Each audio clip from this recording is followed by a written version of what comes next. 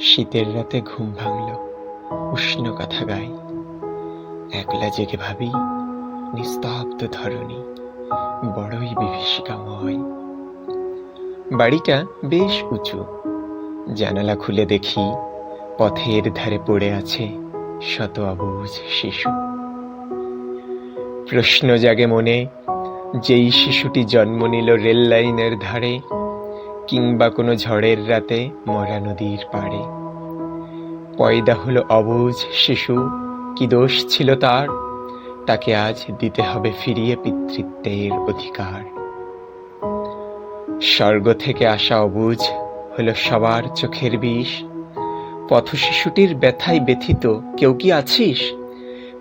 পিষে ফেল ওই নরপশুর পশু সেই সত্তা, মানুষটারে বাঁচিয়ে রাখ আর পশুটারে কর হত্যা।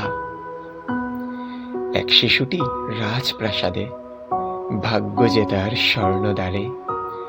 আরেক শিশুর দিন কেটে যায় ফুটপাতে ঘুরে ফিরে। মসজিদে ঢের শিরনি বিলিয়ে খোদারে করেছ রাজি, কিন্তু হৃদয়ের কানে শুনেছ কি কভু পথ শিশুর আহাজারি? কেই বা তোমায় ধন্য করিল শৌর্য বীর্য বলে, কেই বা ওদের নিচে ফেলিল অভিশপ্তের ছলে। বুকের ব্যথা উগলে ওঠে বিধির অমোঘ ধাঁধায়, কেউ কি আছে এই জগতে হবে ওদের সহায়?